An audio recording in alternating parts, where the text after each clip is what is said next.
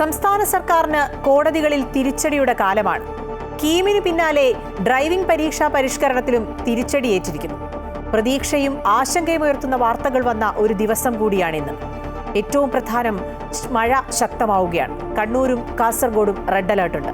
ഒപ്പം നിപ ബാധയും വീണ്ടും സ്ഥിരീകരിച്ചിരിക്കുന്നു. H1N1 ആശങ്കയിലാണ് കൊല്ലം. സമഗ്ര വാർത്തകളുമായി ടോപ്പൻ തുടങ്ങുകയാണ്. ആദ്യം നോക്കാം 10 പ്രധാന വാർത്തകൾ.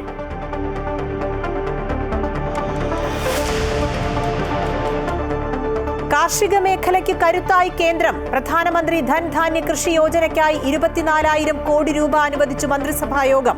100 കർഷക ജില്ലകൾ വികസിപ്പിക്കും. പ്രയോജനം ലഭിക്കുക 1,70,00,000 കർഷകർക്ക്.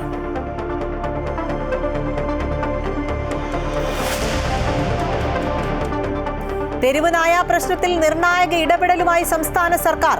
രോഗം ബാധിച്ച തെരുവ് നായ്ക്കളുടെ ദയാവധത്തിന് തദ്ദേശ സ്വയംഭരണ സ്ഥാപനങ്ങൾക്ക് അനുമതി നൽകും.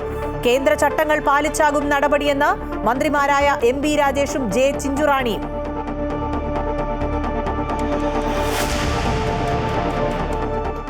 കീം റാങ്ക് ലിസ്റ്റിൽ ഹൈക്കോടതി ഉത്തരവ് ശരിവെച്ച് സുപ്രീം കോടതി.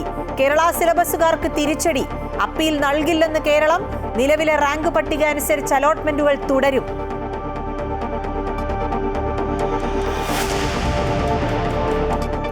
സംസ്ഥാനത്ത് വീണ്ടും നിപ. പാലക്കാട് മരിച്ചയാളുടെ മകനും രോഗം.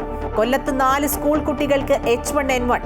കോടികൾ ചെലവിട്ട് തുടങ്ങിയ അമ്പലപ്പുഴയിലെ സാമൂഹികാരോഗ്യ കേന്ദ്രത്തിലെ ഐസൊലേഷൻ കെട്ടിട നിർമ്മാണം പാതി വഴിയിൽ. കിടത്തി ചികിത്സ ഉണ്ടായിരുന്ന ആശുപത്രിയിൽ ഇന്നുള്ളത് OP സേവനം മാത്രം.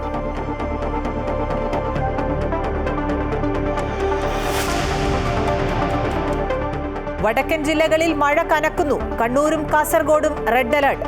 ചൂരൽമല മുണ്ടക്കൈ പ്രദേശത്ത് പ്രവേശനത്തിന് നിരോധനം. കാസർഗോഡ്, കണ്ണൂർ, കോഴിക്കോട്, വയനാട്, തൃശൂർ ജില്ലകളിലെ വിദ്യാഭ്യാസ സ്ഥാപനങ്ങൾക്ക് നാളെ അവധി.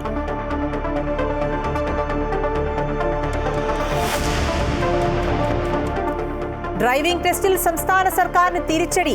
പരീക്ഷാ പരിഷ്കരണം ഹൈക്കോടതി റദ്ദാക്കി. നടപടി ഡ്രൈവിംഗ് സ്കൂൾ ഉടമകളുടെ ഹർജിയിൽ. റദ്ദാക്കിയത് സർക്കുലറുകളും അനുബന്ധ ഉത്തരവുകളും. ശബരിമല ട്രാക്ടർ യാത്രാ വിവാദത്തിൽ ADGP MR അജിത് കുമാറിനെ സംരക്ഷിച്ച സർക്കാർ. ട്രാക്ടർ ഡ്രൈവറെ പ്രതിയാക്കി പമ്പ പോലീസ് കേസെടുത്തു.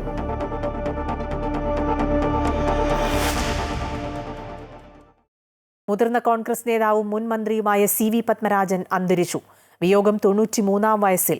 വിടവാങ്ങിയത് സംശുദ്ധ രാഷ്ട്രീയത്തിന്റെ പ്രതീകം. സംസ്കാരം നാളെ വൈകിട്ട് കൊല്ലം പരവൂരിലെ കുടുംബ വീട്ടിൽ.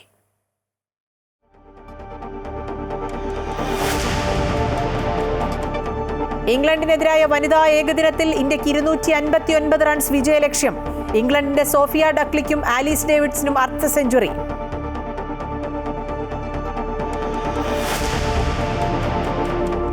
നിമിഷപ്രിയയുടെ വധശിക്ഷയിൽ വിട്ടുവീഴ്ചയ്ക്കില്ലെന്ന് കൊല്ലപ്പെട്ട യമൻ പൗരൻ തലാലിന്റെ സഹോദരൻ. മാപ്പ് നൽകില്ലെന്നും വധശിക്ഷ നടപ്പാക്കണമെന്നും പ്രതികരണം.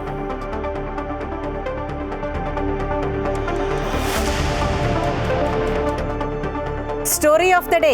ഫിസിക്സ് പഠിക്കാം പ്രിയമുള്ള പാട്ടുപോലെ.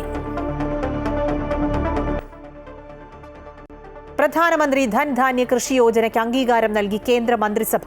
കാർഷിക ജില്ലകളുടെ വികസനത്തിന് 24,000 കോടി രൂപ അനുവദിച്ചു. ഇന്ന് ചേർന്ന മന്ത്രിസഭാ യോഗത്തിലാണ് തീരുമാനം. ഇക്കഴിഞ്ഞ കേന്ദ്ര ബജറ്റിൽ ധനമന്ത്രി നിർമ്മല സീതാരാമൻ പ്രഖ്യാപിച്ച പദ്ധതിയാണ് പ്രധാനമന്ത്രി ധൻധാന്യ കൃഷി യോജന. സംസ്ഥാനതല പരിപാടികളുമായും സ്വകാര്യ മേഖലാ പങ്കാളികളുമായും ഏകോപിപ്പിച്ച് 11 കേന്ദ്ര മന്ത്രാലയങ്ങളിൽ നിലവിലുള്ള 36 പദ്ധതികൾ സംയോജിപ്പിച്ച് പദ്ധതി നടപ്പാക്കും. തെരഞ്ഞെടുത്ത 100 ജില്ലകളിലാണ് പദ്ധതി. 1,70,00,000 കർഷകർക്കാണ് പ്രയോജനം ലഭിക്കുക. തെരഞ്ഞെടുക്കപ്പെട്ട ജില്ലകളിൽ കാർഷിക മേഖലയുടെ വളർച്ചയ്ക്ക് വേണ്ടിയുള്ള എല്ലാവിധ സഹായങ്ങളും സംരംഭങ്ങളും സർക്കാർ ഒരുക്കുമെന്ന് കേന്ദ്രമന്ത്രി അശ്വിനി വൈഷ്ണവ് അറിയിച്ചു. बकरी का पालन करना, मुर्गी का पालन करना, जिस तरह से पोस्ट हार्वेस्टिंग के लिए कुछ नए छोटे लेवल पे उद्योग खड़े करना, इस तरह के कई तरह की एक्टिविटीज को इसमें मास्टर प्लान में लिया जाएगा. ഉയർന്ന ഉൽപാദനക്ഷമത, കൃഷിയിലും അനുബന്ധ മേഖലകളിലും മൂല്യവർദ്ധനവ്, പ്രാദേശിക ഉപജീവനമാർഗം സൃഷ്ടിക്കൽ എന്നിവയാണ് പദ്ധതിയിലൂടെ ലക്ഷ്യമിടുന്നത്. ജില്ലകളെ തെരഞ്ഞെടുക്കുന്നതിനും മാനദണ്ഡങ്ങളുണ്ട്. ആഭ്യന്തര ഉൽപാദനം കുറവുള്ളതും വിപണന പരിമിതി എന്നിവ പരിഗണിച്ചാണ് ജില്ലകളെ കണ്ടെത്തുക. ഓരോ സംസ്ഥാനത്തെയും കുറഞ്ഞത് ഒരു ജില്ലയെങ്കിലും പദ്ധതിയുടെ ഭാഗമാകും. ഓരോ സംസ്ഥാനത്തിനും ആകെ കൃഷി ചെയ്യുന്ന സ്ഥലത്തിന്റെയും വിളവിന്റെയും വിഹിതത്തിന്റെ ആനുപാതികമായിരിക്കും ജില്ലകളുടെ എണ്ണം. പദ്ധതിയുടെ നടത്തിപ്പിനായി ദേശീയ, സംസ്ഥാന, ജില്ലാ തലങ്ങളിൽ വിവിധ കമ്മിറ്റികൾ രൂപീകരിക്കും. 6 വർഷം കൊണ്ട് പദ്ധതി പൂർത്തീകരിക്കാനാണ് തീരുമാനം. ഡിജിറ്റൽ ഡാഷ്ബോർഡ് വഴി പ്രതിമാസം പദ്ധതിയുടെ പുരോഗതിയും വിലയിരുത്തും. News desk Amrita TV. GST slab പുനഃക്രമീകരണത്തിന് പ്രധാനമന്ത്രിയുടെ ഓഫീസ് തത്വത്തിൽ അനുമതി നൽകിയതായി റിപ്പോർട്ട്. സ്ലാബ് മാറ്റങ്ങളും നടപടിക്രമങ്ങൾ ലളിതമാക്കലുമാണ് പരിഷ്കാരങ്ങളുടെ ഭാഗമായി പരിഗണിക്കുന്നത്. സംസ്ഥാനങ്ങളുമായി ചർച്ചകൾ നടത്തിയതിനു ശേഷം മാറ്റങ്ങളിൽ അന്തിമ തീരുമാനമെടുക്കും. GST നടപ്പിലാക്കിയിട്ട് 8 വർഷമാകുമ്പോഴാണ് ആദ്യ പരിഷ്കരണത്തിന് പ്രധാനമന്ത്രിയുടെ ഓഫീസ് പച്ചക്കൊടി നൽകിയിരിക്കുന്നത്. അടുത്ത മാസം നടക്കുന്ന GST കൗൺസിലിൽ ഇത് സംബന്ധിച്ച നിർദ്ദേശങ്ങൾ ഉണ്ടാകുമെന്നാണ് സൂചന. GST സ്ലാബുകൾ 3 കുറയ്ക്കാനാണ് ശ്രമം. നികുതി യുക്തിസഹമാക്കുന്നതിന്റെ ഭാഗമായാണിത്. നിലവിൽ 5, 12, 18, 28% എന്നിങ്ങനെ 4 നിരക്കുകളിലാണ് GST ഈടാക്കുന്നത്. ഇതിൽ 12% നികുതി നിരക്ക് ഒഴിവാക്കിയേക്കുമെന്നാണ് റിപ്പോർട്ടുകൾ. ഈ വിഭാഗത്തിൽ വരുന്നവ 5%-ലേക്കോ 12%-ലേക്കോ മാറ്റിയേക്കും. ഇതിലൂടെ ചില വസ്തുക്കൾക്ക് വില കുറയും, മറ്റു ചില വസ്തുക്കൾക്ക് വില കൂടുകയും ചെയ്യും. കരകൗശല വസ്തുക്കൾ പോലുള്ളവയുടെ വില കുറയാൻ സാധ്യതയുണ്ട്. സാധാരണക്കാർ ഉപയോഗിക്കുന്ന വസ്തുക്കളാണ് നിലവിൽ 12% GST പരിധിയിൽ വരുന്നത്.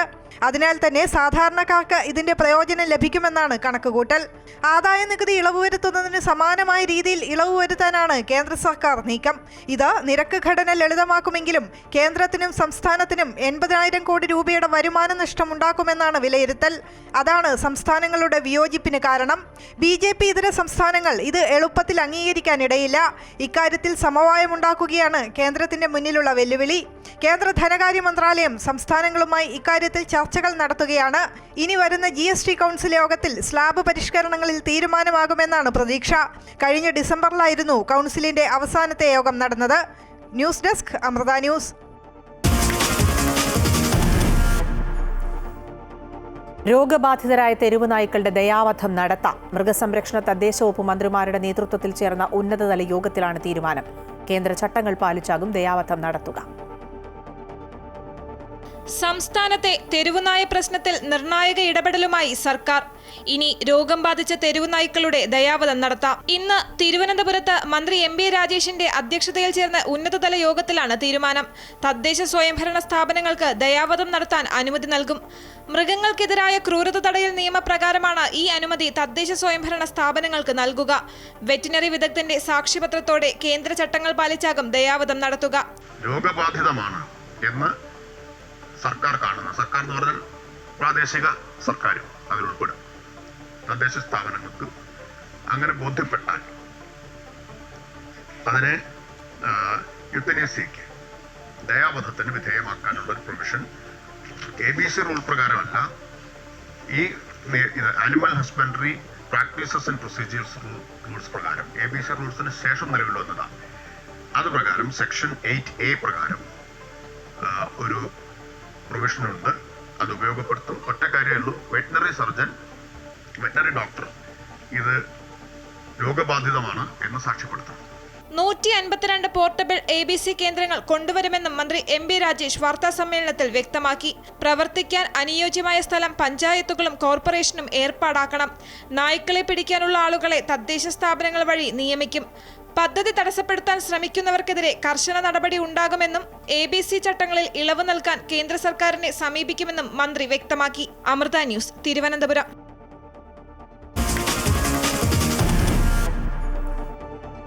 കീം പ്രവേശനത്തിൽ കേരള സിലബസ് വിദ്യാർത്ഥികൾക്ക് തിരിച്ചടി. പ്രവേശനത്തിൽ ഇടപെടാതെ സുപ്രീംകോടതി. ഈ വർഷം പ്രവേശനം പഴയ രീതിയിൽ തന്നെ തുടരും. അപ്പീൽ നൽകില്ലെന്ന് കേരളം വ്യക്തമാക്കി. പഴയ മാനദണ്ഡ പ്രകാരമുള്ള പുതിയ കീം റാങ്ക് പട്ടിക അടിസ്ഥാനമാക്കി പ്രവേശന നടപടികൾ തുടരാമെന്ന് സുപ്രീം കോടതി വ്യക്തമാക്കി. ഈ വർഷം ഇനി റാങ്ക് പട്ടികയിൽ ഒന്നും ചെയ്യാനാവില്ലെന്നും പ്രവേശന നടപടികൾ സമയബന്ധിതമായി പൂർത്തിയാക്കേണ്ടതുണ്ടെന്നും സുപ്രീം കോടതി ചൂണ്ടിക്കാട്ടി. വിഷയത്തിൽ ഈ ഘട്ടത്തിൽ ഇടപെടുന്നത് അനിശ്ചിതത്വത്തിന് ഇടയാക്കുമെന്നും സുപ്രീം കോടതി പറഞ്ഞു.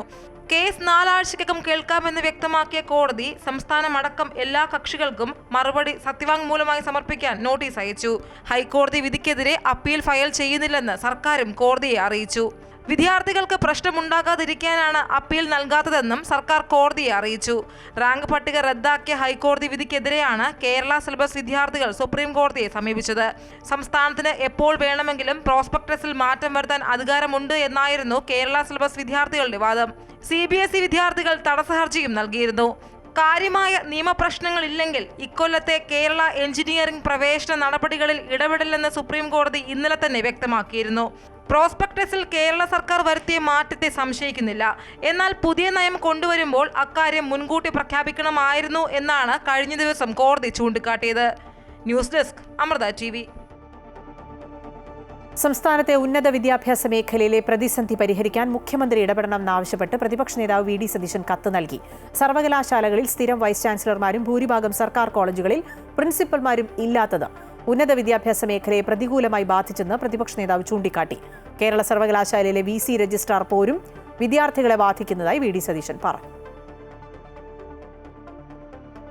കീം പരീക്ഷയുടെ ഫലം വരുന്നതിന് തൊട്ടുമുമ്പ് റാങ്ക് പട്ടികയുടെ മാനദണ്ഡത്തിൽ മാറ്റം വരുത്തിയ ഉന്നത വിദ്യാഭ്യാസ വകുപ്പിന്റെ നടപടിയിൽ ദുരൂഹതയെന്ന് മുൻ കേന്ദ്രമന്ത്രി V Muraleedharan.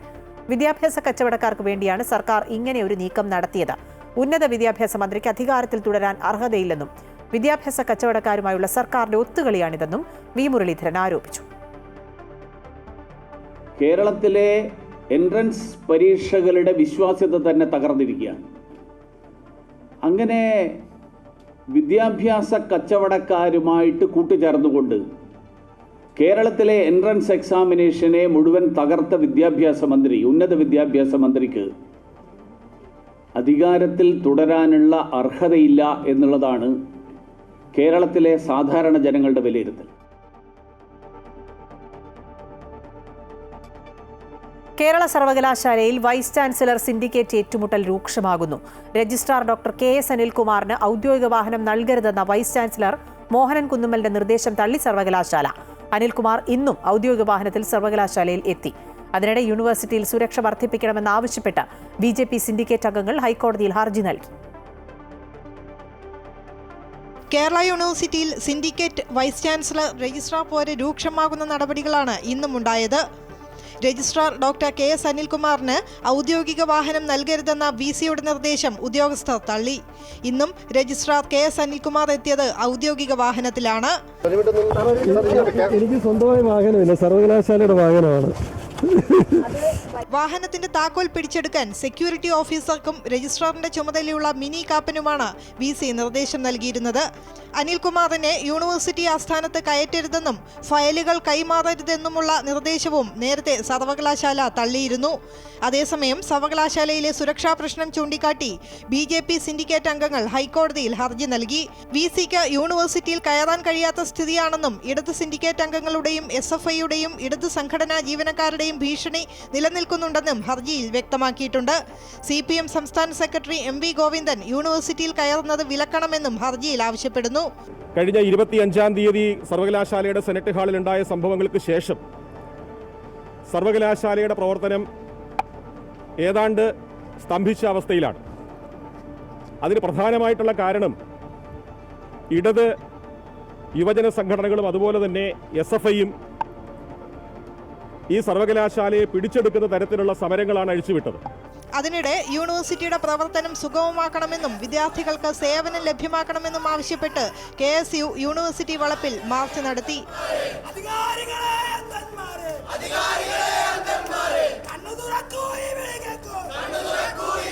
Amrita news, Thiruvananthapuram. Digital സാങ്കേതിക സർവകലാശാലയിലെ ചാൻസലർ നിയമനത്തിൽ ഗവർണറുടെ അപ്പീലിനെതിരെ സുപ്രീം കോടതിയിൽ തടസ്സ ഹർജിയുമായി സംസ്ഥാന സർക്കാർ. ഗവർണറുടെ അപ്പീൽ പരിഗണിക്കുന്നതിന് മുമ്പ് സർക്കാരിന് പറയാനുള്ളത് കൂടി കേൾക്കണമെന്നാണ് തടസ്സ ഹർജിയിൽ പറയുന്നത്. സംസ്ഥാന സർക്കാർ നൽകുന്ന പട്ടികയിൽ നിന്നും VCമാരുടെ നിയമനം നടത്തണമെന്നാണ് ഗവർണർ നൽകിയ അപ്പീൽ തള്ളിക്കൊണ്ട് ഹൈക്കോടതി ഉത്തരവിട്ടത്. ഈ സാഹചര്യത്തിൽ സാങ്കേതിക ഡിജിറ്റൽ സർവകലാശാലകളിലേക്കുള്ള പുതിയ VCമാരുടെ പട്ടികയും സർക്കാർ ഗവർണർക്ക് കൈമാറി. എന്നാൽ സുപ്രീം കോടതിയിൽ അപ്പീൽ നൽകിയതിനാൽ സർക്കാർ നൽകിയ VCമാരുടെ പട്ടിക ഗവർണർ പരിഗണിച്ചിട്ടില്ല.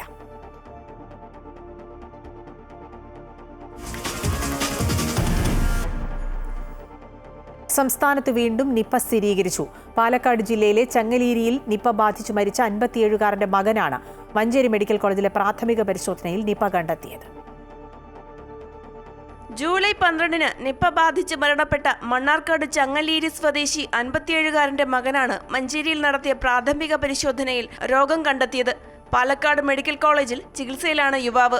തുടർ പരിശോധനയ്ക്കായി യുവാവിന്റെ സ്രവ സാമ്പിൾ പൂനെ വൈറോളജി ലാബിലേക്ക് അയച്ചു. യുവാവിന്റെ റൂട്ട് മാപ്പ് തയ്യാറാക്കി പ്രതിരോധ പ്രവർത്തനങ്ങൾ ആരോഗ്യവകുപ്പ് ഊർജിതമാക്കി. കുടുംബത്തിന് മാനസിക പിന്തുണയും ഉറപ്പാക്കും. അതേസമയം വിവിധ ജില്ലകളിലായി നിപ്പ സമ്പർക്ക പട്ടികയിൽ ഉള്ളവരുടെ എണ്ണം 723ആയി. ഇതിൽ 51 പേരാണ് പുതുതായി നിപ്പ സംശയിക്കുന്ന യുവാവിന്റെ സമ്പർക്ക പട്ടികയിലുള്ളത്. മലപ്പുറം ജില്ലയിൽ 212 പേരും, പാലക്കാട് ജില്ലയിൽ 394 പേരും, കോഴിക്കോട് ജില്ലയിൽ 114 പേരും, എറണാകുളത്ത് 2 പേരും, തൃശൂരിൽ ഒരാളുമാണ് സമ്പർക്ക പട്ടികയിലുള്ളത്. മലപ്പുറത്ത് 10ഉം പാലക്കാട് 7 പേരും ചികിത്സയിലുണ്ട്. പ്രദേശത്തെ 17 വാർഡുകൾ കണ്ടെയ്ൻമെന്റ് സോണായി പ്രഖ്യാപിച്ചിട്ടുണ്ട്. അമൃത ന്യൂസ്, മലപ്പുറം. കൊല്ലത്ത് 4 വിദ്യാർത്ഥികൾക്ക് H1N1 സ്ഥിരീകരിച്ചു. കൊല്ലം SN ട്രസ്റ്റ് സെൻട്രൽ സ്കൂളിലെ 4 കുട്ടികൾക്കാണ് H1N1 സ്ഥിരീകരിച്ചത്.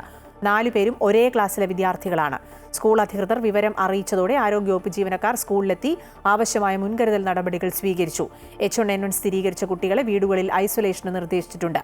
നിലവിൽ കുട്ടികളുടെ രോഗാവസ്ഥയിൽ ആശങ്കപ്പെടേണ്ട സാഹചര്യമില്ലെന്ന് ആരോഗ്യവകുപ്പ് അറിയിച്ചു.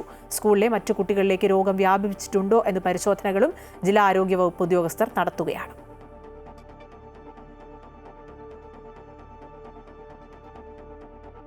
ആർക്കും ഉപകാരമില്ലാതെ നശിക്കുകയാണ് അമ്പലപ്പുഴയിലെ സാമൂഹികാരോഗ്യ കേന്ദ്രത്തിലെ ഐസൊലേഷൻ കെട്ടിടം. 1,80 ലക്ഷം രൂപ മുടക്കി നിർമ്മാണം ആരംഭിച്ച കെട്ടിടത്തിന്റെ പ്രവർത്തനങ്ങൾ പാതി വഴിയിൽ നിലച്ചിട്ട് വർഷങ്ങളായി. കോടികൾ മുടക്കി നിർമ്മാണം ആരംഭിച്ച കെട്ടിടം ആർക്കും ഉപകാരമില്ലാതെ നശിക്കുമ്പോഴും മുമ്പ് കിടത്തി ചികിത്സ ഉൾപ്പെടെ ഉണ്ടായിരുന്ന ആശുപത്രിയിൽ ഇന്നുള്ളത് OP സേവനം മാത്രമാണ്. 2022 ആരോഗ്യവകുപ്പ് മന്ത്രി തറക്കല്ലിട്ട് നിർമ്മാണം ആരംഭിച്ച കെട്ടിടമാണ് ഇന്ന് നിർമ്മാണം പോലും പൂർത്തിയാക്കാൻ കഴിയാത്ത നിലയിൽ ആർക്കും പ്രയോജനമില്ലാതെ നശിക്കുന്നത്. 1,80 ലക്ഷം രൂപയായിരുന്നു കെട്ടിട നിർമ്മാണത്തിനായി വകയിരുത്തിയത്. എന്നാൽ നിർമ്മാണ പ്രവർത്തനങ്ങൾ പാതി വഴിയിൽ നിലച്ചു. ഇന്ന് കാട് കയറിയ നിലയിൽ അനാഥമാവുകയാണ് അമ്പലപ്പുഴ സാമൂഹ്യാരോഗ്യ കേന്ദ്രത്തിലെ ഈ ഐസൊലേഷൻ കെട്ടിടം. ഐസൊലേഷൻ വാർഡായി പ്രവർത്തനം ആരംഭിച്ചില്ലെങ്കിലും കെട്ടിടത്തിന്റെ നിർമ്മാണം പൂർത്തീകരിച്ചാൽ കിടത്തി ചികിത്സ ഉൾപ്പെടെയുള്ള കാര്യങ്ങൾക്കായി ഈ കെട്ടിടം വിനിയോഗിക്കാൻ കഴിയും. എന്നാൽ അതിനുള്ള ഇടപെടൽ അധികൃതരുടെ ഭാഗത്തുനിന്ന് ഉണ്ടാകുന്നില്ല എന്നാണ് ജനങ്ങളുടെ ആക്ഷേപം. 1,80 ലക്ഷം രൂപ കെട്ടിട നിർമ്മാണത്തിനും അതിൻ്റെ അനുബന്ധ മറ്റു കാര്യങ്ങൾ ഫർണിഷ് ചെയ്യാനടക്കം 2.5 കോടി രൂപയോളം വകയിരുത്തിയ പ്രവൃത്തി 3 കൊല്ലങ്ങൾക്കിപ്പുറം ഒന്നുമാകാതെ കേവലം ഇരുമ്പ് തൂണിൽ കിടക്കുക എന്ന് പറഞ്ഞ് ഇതുപോലെ ദുരവസ്ഥ വേറെ എന്തെങ്കിലും ഉണ്ടോ? ഇവിടെ കേരളത്തിൽ നമ്പർ 1 ആണ് ആരോഗ്യ കേരളം എന്ന് പറയുന്ന ഈ സമയത്ത് കോട്ടയത്തടക്കമുള്ള തിരുവനന്തപുരം അടക്കമുള്ള മെഡിക്കൽ കോളേജിലെ ആലപ്പുഴ മെഡിക്കൽ കോളേജിലെ ദുരവസ്ഥ ചർച്ച ചെയ്യുമ്പോൾ സാധാരണപ്പെട്ട ആളുകൾ 100 കണക്കിന് ആളുകൾ ആശ്രയിക്കുന്ന അമ്പലപ്പുഴ ഫാമിലി ഹെൽത്ത് സെൻ്ററായി അപ്ഗ്രേഡ് ചെയ്യപ്പെട്ട ഈ സ്ഥാപനത്തിൽ ഇത്രയേറെ പ്രതിസന്ധിയാണ് നിലനിൽക്കുന്നതെന്ന് പറയുമ്പോൾ വളരെ പ്രയാസം തോന്നുന്നു. ഇവിടെ OPയിൽ എത്തിച്ചേർന്ന എല്ലാ പേഷ്യൻസിനും മതിയായ ചികിത്സ ഉറപ്പാക്കണം. അവർക്ക് വേണ്ടിയിട്ടുള്ള സൗകര്യങ്ങൾ മെച്ചപ്പെടുത്തുവാൻ ഇവിടെ പണം അനുവദിക്കപ്പെട്ട് പില്ലറിൽ നിർത്തപ്പെട്ട ഈ സ്ഥാപനത്തെ അടിയന്തരമായി അത് ഏത് തരത്തിലാണോ വിഭാവനം ചെയ്തിട്ടുള്ളത് ആ തരത്തിൽ പൂർത്തീകരിക്കുവാൻ ഗവൺമെൻറ്റും അധികാരികളും തയ്യാറാവണമെന്നാണ് ഈ സമയത്ത് നമുക്ക് പറയാനുള്ളത്. മുൻപ് മെഡിക്കൽ കോളേജ് ഹെൽത്ത് യൂണിറ്റായും അർബൻ ഹെൽത്ത് ട്രെയിനിംഗ് സെൻ്ററായും പ്രവർത്തിച്ചിരുന്ന ആശുപത്രിയിൽ കിടത്തി ചികിത്സ ഉൾപ്പെടെയുള്ള സൗകര്യങ്ങൾ ഉണ്ടായിരുന്നു. 1998 വരെ ഗൈനക്കോളജി വിഭാഗവും പ്രവർത്തിച്ചിരുന്ന ആശുപത്രിയാണ് ഇപ്പോൾ OP സേവനം മാത്രമായി ചുരുങ്ങിയിരിക്കുന്നത്. പലപ്പോഴും ഫാർമസിയിൽ മരുന്നുകളുടെയും ജീവനക്കാരുടെയും ലഭ്യത കുറവുണ്ട്. ആരോഗ്യവകുപ്പ് കൃത്യമായ ഇടപെടൽ നടത്തി 24 മണിക്കൂർ സേവനം ലഭ്യമാക്കിയാൽ ആലപ്പുഴ മെഡിക്കൽ കോളേജിലെ രോഗികളുടെ തിരക്കിന് ഒരു പരിധിവരെ പരിഹാരമാകുമെന്നാണ് ജനങ്ങളുടെ അഭിപ്രായം. അമൃത ന്യൂസ്, ആലപ്പുഴ. ഈ വിഷയവുമായി ബന്ധപ്പെട്ട് കൂടുതൽ പ്രതികരണങ്ങൾ കാണും. 1968 എൻ്റെ അമ്മ എന്നെ പ്രസവിക്കുന്നത് ഈ ആശുപത്രിയിലെ ഗൈനക്കോളജി വാർഡിലാണ്. എന്ന് പറഞ്ഞാൽ എനിക്കിപ്പോൾ 58 വയസ്സാണ്. ആ സമയത്ത് ഗൈനക്കോളജി വാർഡ് ഉണ്ടായിരുന്ന IP ഉണ്ടായിരുന്ന ആ ആശുപത്രി ഇത്രയും വർഷങ്ങൾ കഴിയുമ്പോൾ പുരോഗമനത്തിലേക്ക് പോകേണ്ട ഈ ആശുപത്രി നേരെ തിരിച്ചാണ് പോയിരിക്കുന്നത്. ഞാൻ പറഞ്ഞു വരുന്നത് ഡോക്ടർ ഫട്ടിൻ്റെ നേതൃത്വത്തിൽ 5 ഡോക്ടർമാരാണ് ഇവിടെ. അഡ്മിനിസ്ട്രേറ്റീവ് ഓഫീസർ ഡോക്ടർ ഫട്ടാണ്. അദ്ദേഹത്തിൻ്റെ നേതൃത്വത്തിൽ 3 ഡോക്ടർമാർ PSCയുടെ പോസ്റ്റിംഗ്, ഒരാളുടേത് അമ്പലപ്പുഴ തെക്ക് പഞ്ചായത്തിൻ്റെ പ്രതിനിധിയായിട്ടുള്ള ഒരാളും, അങ്ങനെ 5 ഡോക്ടർമാരുണ്ട്. ഏകദേശം 200-ൽ പരം OP പേഷ്യൻസിനെ നോക്കുന്നതായിട്ടാണ് ഈ കായകൽപ്പ അവാർഡ് 1 ലക്ഷം രൂപ കായകൽപ്പ അവാർഡ് കൊടുത്തുകൊണ്ടുള്ള ആ സന്ദേശത്തിൽ ഈ സർക്കാർ വ്യക്തമാക്കിയിരിക്കുന്നു. പക്ഷേ ഒരു കാര്യം കൃത്യമായി പറയാം, ആലപ്പുഴ വണ്ടാനം മെഡിക്കൽ കോളേജിൽ മണിക്കൂറുകളോളം ക്യൂ നിന്ന് ഏറ്റവും അവസാനം 1 മണിക്കുള്ള OP ക്ലോസ് ചെയ്യുന്ന സമയത്ത് OP ടിക്കറ്റ് കിട്ടാതെ തിരിച്ചു വരുന്ന എൻ്റെ പരിസരവാസികളുണ്ട്. ഞാൻ പറഞ്ഞു വരുന്നത്, ഈ ആശുപത്രിക്ക് ഒരു പുരോഗതിയുമില്ല. ഈ പറയുന്ന കായകൽപ്പ അവാർഡുമായി കൊടുത്തിരിക്കുന്ന മുഴുവൻ ഫേക്കാണ്. ഇവിടെ ഒന്നും നടക്കില്ല. അത് അറിയണമെങ്കിൽ ഈ പെയിൻ്റ് അടിച്ച് ഈ കോലം കാണിച്ച് ആളുകളെ കാണിക്കാൻ മാത്രമുള്ളതല്ലാതെ ഇവിടെ ചികിത്സയ്ക്കെത്തുന്ന പേഷ്യൻസിന് കൃത്യമായി മരുന്നെഴുതിയാൽ അത് കൊടുക്കാൻ ഫാർമസിസ്റ്റ് ഇല്ല. ഞാൻ പറഞ്ഞല്ലോ, ഈ ആശുപത്രിയുടെ പ്രത്യേകത വർഷങ്ങൾക്ക് മുമ്പ്, അതായത് ഞാൻ ജനിച്ച അന്ന് മുതൽ ഇവിടെ ഒരു മോർച്ചറി ഉണ്ടായിരുന്നു. അപ്പോൾ ആ ആശുപത്രിയുടെ ഏറ്റവും ഇമ്പോർട്ടൻസ് നമുക്ക് മനസ്സിലാകും. ഒരു വയ്യാഴിക രാത്രി വന്നു കഴിഞ്ഞാൽ ഒരിടത്തും ഒന്ന് പോകാനോ വണ്ടാനത്തേക്ക് കൊണ്ടുപോകാനുള്ള സാഹചര്യവും ഇല്ലാത്തൊരവസ്ഥയിൽ ഈ ആശുപത്രിയിൽ രാത്രി ഡോക്ടർ വേണമെന്നും കിടത്തി ചികിത്സ വേണമെന്നുമാണ് എനിക്ക് പറയാനുള്ളത്. ഇവിടെ ഞങ്ങൾ പല പ്രാവശ്യങ്ങളും വന്നിട്ട് ഒരു ഡോക്ടറെ കാണാൻ രാത്രി 7 മണി കഴിഞ്ഞാൽ ഡോക്ടറില്ല ഇവിടെ. അതുകൊണ്ട് ഭയങ്കര ബുദ്ധിമുട്ടാണ് ജനങ്ങൾ അനുഭവപ്പെടുന്നത്. അതിനെന്തായാലും ഒരു തീരുമാനം ഉണ്ടാകണം. അതേ എനിക്ക് പറയാനുള്ളൂ. ഭയങ്കര ബുദ്ധിമുട്ടാണ് ഇവിടെ. ഒരുപാട് ആൾക്കാർ വന്നു പോയി ഭയങ്കര ബുദ്ധിമുട്ടായിട്ട് അനുഭവിക്കുകയാണ്. ഇവിടെ പ്രൈവറ്റ് ആശുപത്രിയിൽ ഡോക്ടർമാരില്ല, സർക്കാർ ആശുപത്രിയിലില്ല. അമ്പലപ്പുഴ ആശുപത്രിയാണ് ഭയങ്കര ബുദ്ധിമുട്ടാണ്. ഈ വാർത്തയുടെ കൂടുതൽ വിശദാംശങ്ങൾ ആലപ്പുഴയിൽ നിന്നും അജയ് നാഥ് നൽകും. അജയ്, സംസ്ഥാനത്തെ സംബന്ധിച്ച് ആരോഗ്യമേഖല വലിയ പ്രതിസന്ധി നേരിടുന്ന ഒരു ഘട്ടത്തിൽ പല ആശുപത്രികളുടെയും കെട്ടിടങ്ങളൊക്കെ തകർന്നു വീഴുന്ന ഒരു സാഹചര്യത്തിലാണ് ഈ വിഷയം കൂടുതൽ ചർച്ചയാകുന്നത്. ഇതെങ്ങനെ പരിഹരിക്കാൻ കഴിയും? നിർമ്മാണം പൂർത്തിയാകാവുന്ന ഒരു സാധ്യത ഇനിയുണ്ടോ?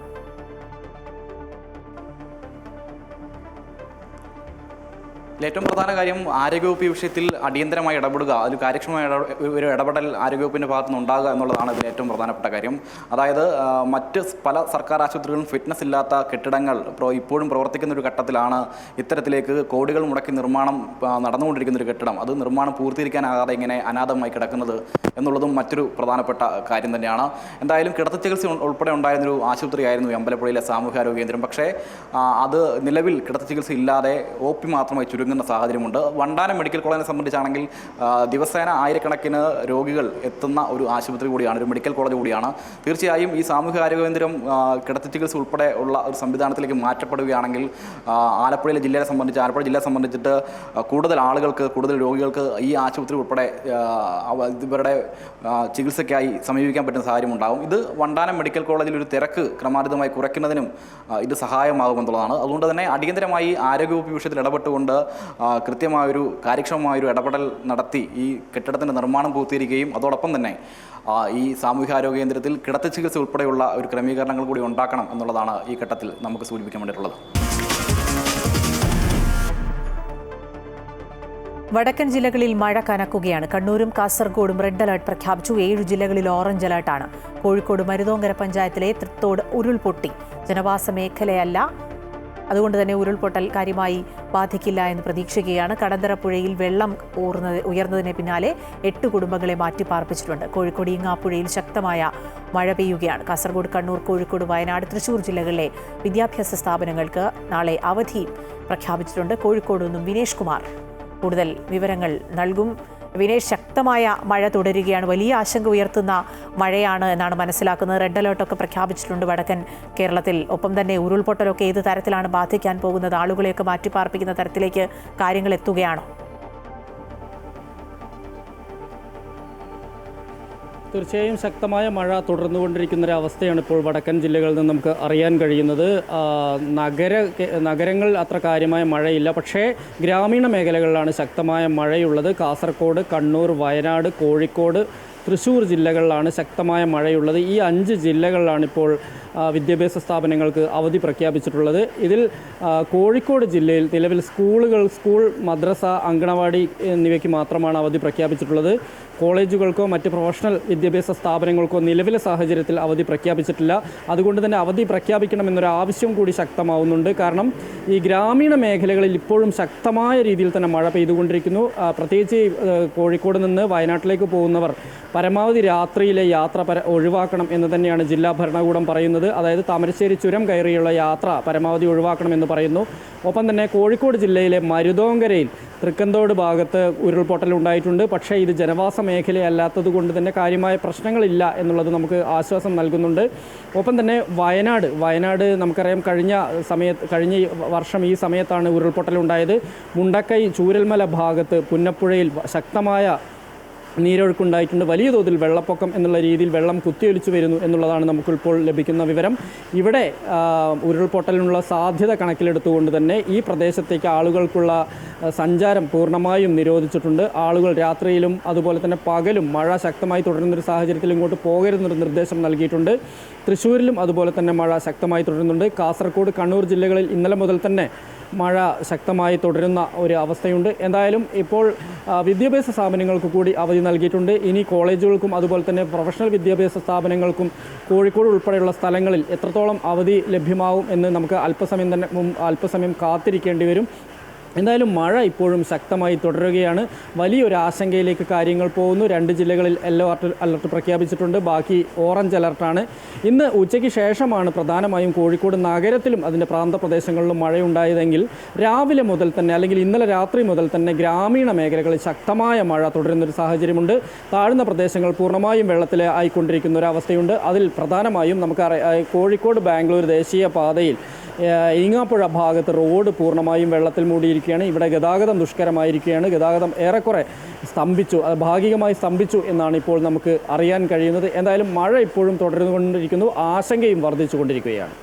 ശരി, വിനേഷ് കുമാറാണ് വിവരങ്ങൾ നൽകിയത്. വലിയ ആശങ്ക തുടരുകയാണ്. വയനാട് ചൂരൽമലയിലൊക്കെ വീണ്ടും അതിശക്തമായ മഴ പെയ്യുന്നത് കൂടുതൽ ആശങ്കയുണ്ടാക്കുന്നു. ഒപ്പം തന്നെ ഉരുൾപൊട്ടലൊക്കെ ഉണ്ടാകുന്നത് ആളുകളെ വലിയ ആശങ്കയിലാക്കുന്നുണ്ട്. ജാഗ്രത എന്തായാലും കൈവിടാതിരിക്കുക. ജില്ലാ ഭരണകൂടമൊക്കെ അറിയിക്കുന്നതനുസരിച്ചുള്ള നിർദ്ദേശങ്ങൾ കൃത്യമായി പാലിക്കുക.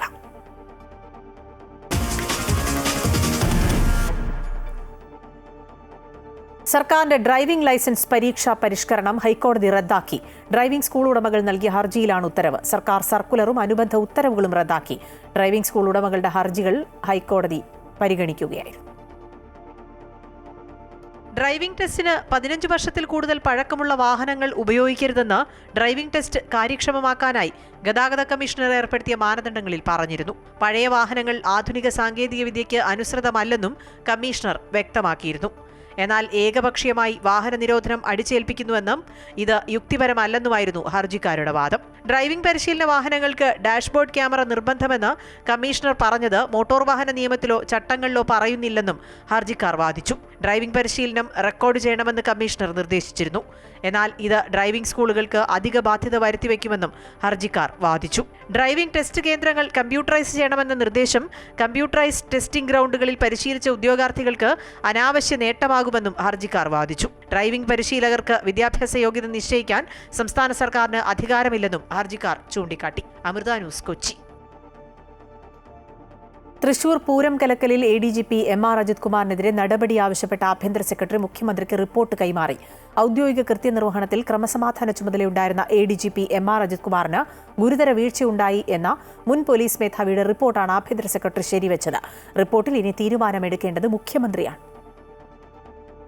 പൂരം കലക്കലുമായി ബന്ധപ്പെട്ട ത്രിതല അന്വേഷണമാണ് സർക്കാർ പ്രഖ്യാപിച്ചിരുന്നത്. ഇതിൽ ADGP MR അജിത് കുമാറിന് വീഴ്ച പറ്റിയോ എന്നതിൽ അന്വേഷിച്ച് റിപ്പോർട്ട് നൽകിയത് സംസ്ഥാന പോലീസ് മേധാവിയായിരുന്ന ഷേഖ് ദർവേസ് സാഹിബ് ആയിരുന്നു. ഔദ്യോഗിക ഡ്യൂട്ടിയുടെ ഭാഗമായി തൃശൂരിലുണ്ടായിരുന്നിട്ടും MR അജിത് കുമാർ പ്രശ്നത്തിൽ ഇടപെട്ടില്ല എന്നാണ് അന്വേഷണ റിപ്പോർട്ടിലെ കണ്ടെത്തൽ. കമ്മീഷണർ അങ്കിത് അശോകും തിരുവമ്പാടി വിഭാഗവും തമ്മിൽ വാക്കുതർക്കമുണ്ടായി എന്ന് മന്ത്രി K. രാജൻ MR അജിത് കുമാറിനെ അറിയിച്ചിരുന്നു. പിന്നീട് പൂരം കലങ്ങിയപ്പോൾ മന്ത്രി രാജൻ ADGPയെ ഫോണിൽ ബന്ധപ്പെട്ടെങ്കിലും കിട്ടിയില്ല. ഡ്യൂട്ടിയുടെ ഭാഗമായ സ്ഥലത്തുണ്ടായിട്ടും ADGP വിഷയത്തിൽ ഇടപെട്ടില്ല എന്നത് കൃത്യനിർവഹണത്തിലെ ഗുരുതര വീഴ്ചയെന്നും നടപടി വേണമെന്നുമാണ് റിപ്പോർട്ടിൽ ചൂണ്ടിക്കാട്ടുന്നത്. DGPയുടെ റിപ്പോർട്ട് ഇപ്പോൾ ആഭ്യന്തര സെക്രട്ടറിയും ശരിവെച്ച് മുഖ്യമന്ത്രിക്ക് അയച്ചിരിക്കുകയാണ്. ഇനി മുഖ്യമന്ത്രി ഇക്കാര്യത്തിൽ എന്ത് തീരുമാനമെടുക്കുമെന്നാണ് അറിയേണ്ടത്. RSS നേതാക്കളുമായുള്ള കൂടിക്കാഴ്ചയിലും MR അജിത് കുമാറിനെതിരായ അന്വേഷണ റിപ്പോർട്ടും ആഭ്യന്തര വകുപ്പിന്റെ മുന്നിലുണ്ട്. അതേസമയം പൂരം കലക്കലിൽ ഭരണമുന്നണിയിൽ നിന്ന് CPIയുടെ സമ്മർദ്ദവും സർക്കാരിന്മേലുണ്ട്. അതുകൊണ്ട് തന്നെ റിപ്പോർട്ടിന്മേൽ നടപടിയെടുക്കാതെ ഏറെ നാൾ മുന്നോട്ടു പോകാൻ ആഭ്യന്തര വകുപ്പിനാകുകയുമില്ല. Amrita news, Thiruvananthapuram. ADGP MR Ajith കുമാറിന്റെ ശബരിമല ട്രാക്ടർ യാത്രയിൽ ട്രാക്ടർ ഡ്രൈവർക്കെതിരെ കേസ്. പമ്പ പോലീസാണ് കേസെടുത്തത്. ഇതിന്റെ റിപ്പോർട്ട് ഹൈക്കോടതിയിൽ സമർപ്പിച്ചു. MR അജിത് കുമാറിനെ കുറിച്ച് FIRൽ പരാമർശമില്ല. ഡ്രൈവർ ട്രാക്ടർ ഓടിച്ചത് അലക്ഷ്യമായിട്ടാണ് എന്നും 12 രാത്രി 9 പമ്പയിൽ നിന്ന് 3 പേരെ കയറ്റിയെന്നും 13 ഉച്ചയ്ക്ക് മരക്കൂട്ടത്ത് നിന്ന് 2 പേരെ കയറ്റിയെന്നും FIRൽ പറയുന്നു.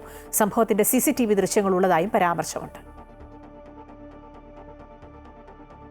ശബരിമലയിലേക്ക് ADGP MR അജിത് കുമാർ നടത്തിയ ട്രാക്ടർ യാത്രയെ വിമർശിച്ച് ഹൈക്കോടതി. സംഭവം ദൗർഭാഗ്യകരമായി പോയി എന്നും ശബരിമല സ്പെഷ്യൽ കമ്മീഷണർ റിപ്പോർട്ടിൽ നിന്നും അജിത് കുമാറിന്റെ പ്രവൃത്തി മനഃപൂർവ്വമാണെന്ന് വ്യക്തമാണെന്നും ഹൈക്കോടതി ചൂണ്ടിക്കാട്ടി. ആരോഗ്യ പ്രശ്നങ്ങൾ ഉണ്ടായിരുന്നെങ്കിൽ ആംബുലൻസ് ഉപയോഗിക്കാമായിരുന്നില്ലേ എന്നും വിമർശിച്ചു. ചരക്ക് നീക്കത്തിന് മാത്രമേ ട്രാക്ടർ ഉപയോഗിക്കാവൂ എന്ന കോടതിയുടെ കർശന നിർദ്ദേശം മറികടന്നായിരുന്നു ADGPയുടെ നടപടി.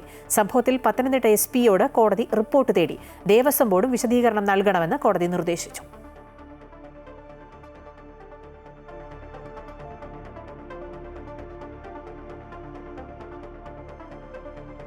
ഈ മാസം 22 മുതൽ തീരുമാനിച്ചിരുന്ന അനിശ്ചിതകാല സമരത്തിൽ നിന്ന് ഒരു വിഭാഗം സ്വകാര്യ ബസ് ഉടമകൾ പിന്മാറി. ഗതാഗത മന്ത്രിയുമായി നടത്തിയ ചർച്ചയെ തുടർന്നാണ് തീരുമാനം. അതേസമയം സമരവുമായി മുന്നോട്ടു പോകുമെന്ന് മറ്റൊരു വിഭാഗം ബസ് ഉടമകൾ അറിയിച്ചു. വിദ്യാർത്ഥികളുടെ കൺസെഷനിൽ വിദ്യാർത്ഥി പ്രതിനിധികളുമായി അടുത്തയാഴ്ച ചർച്ച നടത്തുമെന്ന് മന്ത്രി അറിയിച്ചു. വിദ്യാർത്ഥികളുടെ ടിക്കറ്റ് നിരക്ക് വർദ്ധിപ്പിക്കുക, ലിമിറ്റഡ് സ്റ്റോപ്പിന്റെയും ദീർഘദൂര ബസ്സുകളുടെയും പെർമിറ്റുകൾ പുതുക്കി നൽകുക, ബസ് ജീവനക്കാർക്ക് പോലീസ് ക്ലിയറൻസ് സർട്ടിഫിക്കറ്റ് നിർബന്ധമാക്കിയത് പിൻവലിക്കുക തുടങ്ങിയ ആവശ്യങ്ങൾ ഉന്നയിച്ചായിരുന്നു സ്വകാര്യ ബസ് ഉടമകൾ ഈ മാസം 22 മുതൽ അനിശ്ചിതകാല സമരം നിശ്ചയിച്ചിരുന്നത്. ഗതാഗത മന്ത്രിയുമായി നടത്തിയ ചർച്ചയെ തുടർന്നാണ് ഒരു വിഭാഗം സമരത്തിൽ നിന്ന് പിന്മാറിയത്. ബസ് ഉടമകൾ ഉന്നയിച്ച പ്രശ്നങ്ങളിൽ 95% കാര്യവും ചർച്ചയിലൂടെ അംഗീകരിച്ചതായി മന്ത്രി പറഞ്ഞു. കേരള ബസ് ഓപ്പറേറ്റേഴ്സ് ഫോറം 99% കാര്യം സാധിച്ചുകൊണ്ട് അവർ സമരം പിൻവലിക്കുകയാണ് എന്ന് അറിയിച്ചിട്ടുണ്ട്. മറ്റുള്ള സംഘടനകൾ സമരത്തിലാണെന്ന് തോന്നുന്നു. ചർച്ച നല്ല നിലയിൽ നടന്നു. മുന്നോട്ട് വെച്ച ആവശ്യങ്ങൾ അംഗീകരിക്കുമെന്ന് ഉറപ്പ് നൽകിയതിനാൽ പിന്മാറുന്നുവെന്ന് ബസ് ഓപ്പറേറ്റേഴ്സ് ഫോറം അറിയിച്ചു.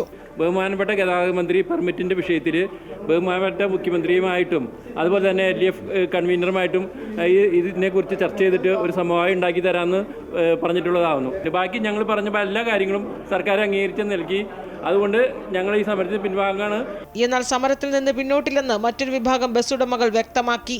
ഞങ്ങൾ ഉന്നയിച്ച ആവശ്യങ്ങളിലൊന്നും തന്നെ ഒരു തീരുമാനം മന്ത്രിയുടെ ഭാഗത്തുനിന്ന് ഇല്ലാത്തതുകൊണ്ട് ഞങ്ങൾക്ക് ഇത് മുന്നോട്ട് പോകാൻ കഴിയാത്തൊരു സ്ഥിതിയാണ്. അപ്പോൾ ഞങ്ങൾ മന്ത്രിയെ ബോധ്യപ്പെടുത്തുന്നത് ഞങ്ങൾ സമരവുമായിട്ട് മുന്നോട്ട് പോകാനാണ് ഞങ്ങൾ ഇപ്പോൾ തീരുമാനിച്ചിട്ടുള്ളത്. ഞങ്ങളുടെ തൊഴിലാളികൾക്ക് മാത്രം PCC വേണമെന്ന നിബന്ധന ഞങ്ങൾക്ക് ഒരിക്കലും അംഗീകരിക്കാൻ കഴിയില്ല. അതുകൊണ്ട് ഞങ്ങൾ സമരയിട്ട് മുന്നോട്ട് പോവുകയാണ്. ഞങ്ങൾ സമരത്തിൽ നിന്ന് പിന്മാറാനോ മാറിയിരിക്കാനോ ഞങ്ങൾക്ക് സാധ്യമല്ല. വിദ്യാർത്ഥി കൺസെഷനുമായി ബന്ധപ്പെട്ട കാര്യങ്ങളിൽ അടുത്തയാഴ്ച വിദ്യാർത്ഥി സംഘടനകളുമായി മന്ത്രി ചർച്ച നടത്തും. അതിനുശേഷമാകും അന്തിമ തീരുമാനമെടുക്കുക. 10ാം ക്ലാസ് വരെ പഠിച്ചവർക്ക് മാത്രമേ കണ്ടക്ടറാകാൻ കഴിയൂന്ന നിബന്ധനയിൽ മാറ്റം വരുത്തി. 7ാം ക്ലാസ് പാസ്സായവർക്കും കണ്ടക്ടർമാരാകാമെന്ന് മന്ത്രി വ്യക്തമാക്കി. അമൃത ന്യൂസ്, തിരുവനന്തപുരം. മുതിർന്ന കോൺഗ്രസ് നേതാവും മുൻ മന്ത്രിയും KPCC മുൻ പ്രസിഡന്റുമായ CV പത്മരാജൻ അന്തരിച്ചു. വാർദ്ധക്യ സഹജമായ അസുഖങ്ങളെ തുടർന്ന് കൊല്ലത്തെ സ്വകാര്യ ആശുപത്രിയിൽ ചികിത്സയിലിരിക്കെയായിരുന്നു അന്ത്യം. സംസ്കാരം നാളെ വൈകിട്ട് കൊല്ലം പരവൂരിലെ കുടുംബ വീട്ടിൽ നടത്തും. കൊല്ലം ജില്ലയിലെ പരവൂരിൽ K. വേലുവൈദ്യന്റെയും തങ്കമ്മയുടെയും മകനായി 1931 CV പത്മരാജന്റെ ജനനം. അഖില തിരുവിതാംകൂർ വിദ്യാർത്ഥി കോൺഗ്രസിലൂടെ സ്വാതന്ത്ര്യ സമരത്തിൽ പങ്കെടുത്താണ് പൊതുപ്രവർത്തന രംഗത്തേക്ക് കടന്നത്. ചാത്തന്നൂർ ബ്ലോക്ക് കോൺഗ്രസ് കമ്മിറ്റി പ്രസിഡന്റായി രാഷ്ട്രീയ പ്രവർത്തന രംഗത്തേക്ക് വന്ന പത്മരാജൻ കൊല്ലം DCCയുടെ വൈസ് പ്രസിഡന്റും പ്രസിഡന്റുമായി പ്രവർത്തിച്ചു. അധ്യാപകനായും അഭിഭാഷകനായും പ്രവർത്തിക്കുമ്പോഴും സജീവ രാഷ്ട്രീയം നിലനിർത്തിയിരുന്നു. 1982 നിയമസഭയിലേക്ക് ആദ്യമായി തെരഞ്ഞെടുക്കപ്പെട്ടപ്പോൾ തന്നെ കരുണാകരൻ മന്ത്രിസഭയിൽ അംഗമായി. സാമൂഹ്യ വികസനം, ഫിഷറീസ് വകുപ്പുകളുടെ ചുമതല വഹിച്ചു. 1983 മന്ത്രിപദം രാജിവെച്ച് KPCC പ്രസിഡന്റായി. K. കരുണാകരൻ വിദേശത്തേക്ക് ചികിത്സയ്ക്ക് പോയപ്പോൾ കുറച്ചുനാൾ മുഖ്യമന്ത്രിയുടെ ചുമതല കൂടി വഹിച്ചു. 1991 വൈദ്യുതി, കയർ വകുപ്പുകളുടെയും പിന്നീട് ധനകാര്യ വകുപ്പിന്റെയും ചുമതലയുള്ള മന്ത്രിയായി. 1994 AK ആന്റണി മന്ത്രിസഭയിൽ ധനം, കയർ, ദേവസ്വം വകുപ്പുകളുടെ ചുമതലയുള്ള മന്ത്രിയായി. കൊല്ലം സഹകരണ urban bank president, Paravur SNV സമാജം ട്രഷറർ, അഖില കേരള ഉപനിഷത്ത് വിദ്യാഭവൻ പ്രസിഡന്റ് തുടങ്ങി വിവിധ മേഖലകളിലും പ്രവർത്തിച്ചിരുന്നു. അഭിഭാഷകയായ വസന്തകുമാരിയാണ് ഭാര്യ. അജി, അനി എന്നിവർ മക്കളാണ്. കൊല്ലം ആനന്ദവല്ലീശ്വരത്തെ വീട്ടിലെ പൊതുദർശനത്തിന് ശേഷം നാളെ വൈകിട്ട് 4 മണിക്ക് പരവൂരിലെ കുടുംബ വീട്ടിലാണ് സംസ്കാര ചടങ്ങുകൾ നടക്കുക. News desk, Amrita news.